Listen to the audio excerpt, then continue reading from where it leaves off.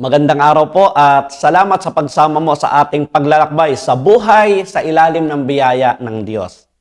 Hayaan ninyong ibahagi ko sa inyo ang napakamakapangyarihang katotohanan tungkol sa kapanganakan ng ating Panginoong Hesus.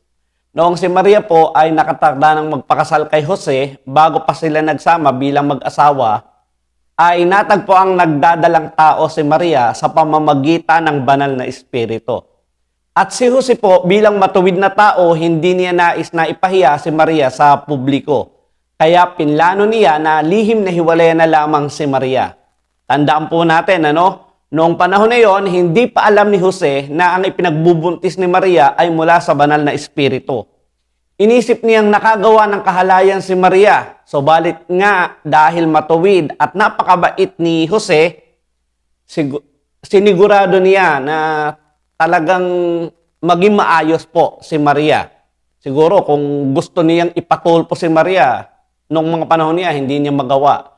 Kasi nung panahong iyon, kapag ikaw ay nagkaroon ng sexual relationship bago ikasal, ay may kaparusahan na agad na kamatayan. Subalit, mahal ni Jose ang kanyang magiging asawang si Maria at gusto niyang protektahan ang kanyang dangal at bukod pa doon, ang kanyang buhay na mamimiligro kapag naimbestigahan. Hindi naman kagaya ng panahon natin ngayon, mababas ka lang sa social media. Tapos malamang hati pa ang opinion ng netizens. Ngayon, habang nagmumuni-muni at nagpaplano ng hiwalayan, biglang lumabas sa panaginip niya ang anghel ng Panginoon. Sinabi, Jose, anak ni David, huwag kang matakot na pakasalan si Maria, sapagkat ang sanggol na dinadala niya ay mula sa Espiritu Santo. Magsisilang siya ng isang batang lalaki at Jesus ang ipangangalan mo sa sanggol, sapagkat ililigtas niya ang kanyang bayan sa kanilang mga kasalanan. Matatagpuan natin iyan sa Mateo 1:20 hanggang 21. Ang pangalang Jesus ay Yeshua sa Hebrew at ang pangalang ito ay pinaikli, subalit nagsasalamin ito ng pangalang Yahweh sa Hebreyo nang ibig sabihin ay Diyos. So, ang ibig sabihin ng pangalang Jesus ay si Yahweh ang tagapagligtas o kaya naman ay ang Panginoon ay tagapagligtas. Napakagandang pangalan. Ano po? Amen? Sa tuwing tatawagin natin ang pangalang Jesus, ang pangalang higit na mataas sa lahat ng pangalan ay tinatawag natin mismo ang pangalan ng Diyos para iligtas tayo. Kaya nga ang job description po ng ating Panginoong Jesus ay iligtas tayo. Kaya anumang hamon o anumang pinagdadaanan, kung anumang crisis na naroon ka, physically, financially, emotionally, pwede kang tumawag sa pangalan ng Panginoon at ang pinakamakapangyarihang Diyos mismo ang magliligtas sa iyo. Kaibigan, pwede mong malaman ang mga pangalan ng Diyos sa ilalim ng lumang kasunduan o under the Old Covenant, katulad ng Elohim, El Shaddai, El Elyon, Jehovah Jireh, Jehovah Rapha o Jehovah Nisi. Walang masama doon, maganda nga yun eh. Pwede mo nga ding pag-aralan ang bawat meaning ng pangalan ng Panginoon. Subalit walang kabuluhan din yon, malaman mo nga ang mga bagay na yon, subalit hindi mo namang kilala ng personal ang pinakamakapangyarihang Diyos na si Jesus. At ang kagustuhan niyang unang-una mula sa lahat, ang kasalanan mo ay matubos. Matapos noon ay saka lamang yung pagsubok natin sa buhay, ang pangalawang maasikaso ng ating Panginoon. Napakamakapangyarihan po ng Diyos. Subalit, hindi ka man interesado siya sa tagumpay mo, pero walang pag-atubili na interesado ang Diyos, mahalaga ka sa Kanya.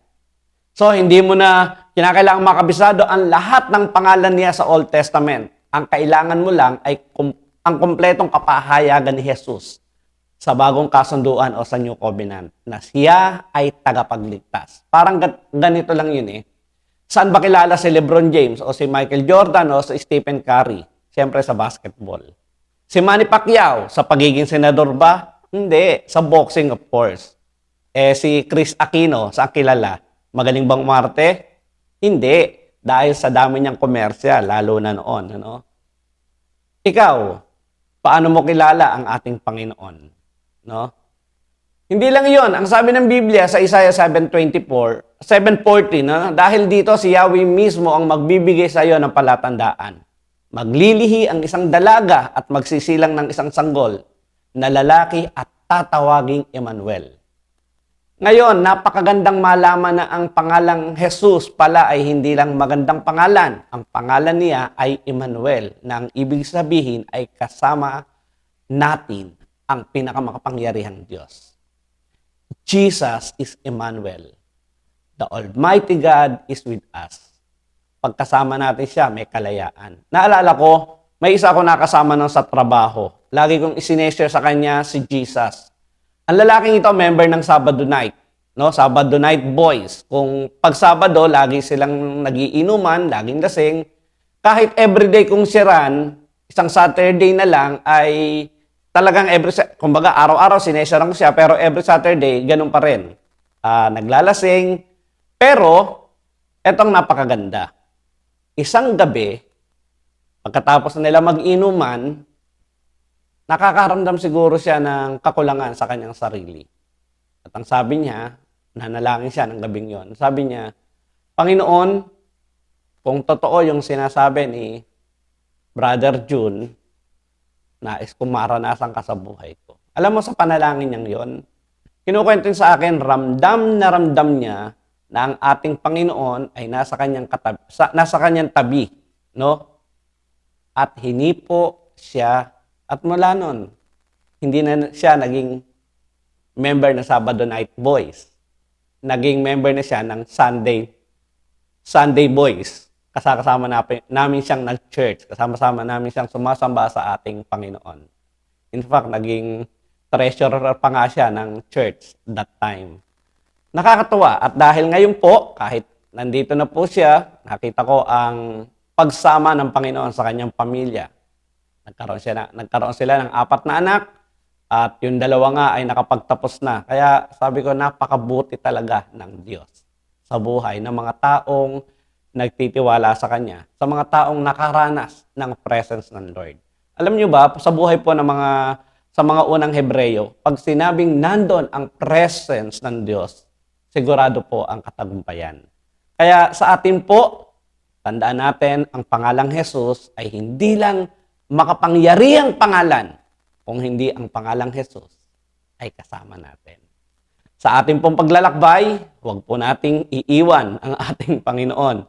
Kung gusto ho natin ang katagumpayan hanggang sa marating po natin ang katapusan ng ating lakbayin, kasama po natin dapat ang ating Panginoon. Ang Jesus na ating pong kinikilala at pinaglilingkuran. Siya po ang grace of God na ibinigay po sa atin kahit hindi tayo karapat-dapat. Amen? Magandang umaga at magsama-sama po tayo muli sa susunod na araw ng ating paglalakbay. Pagpalain po tayo ng Panginoon, tayo po ay minahal, pinagpala, at tayo po ay pinaboran ng Diyos. Amen.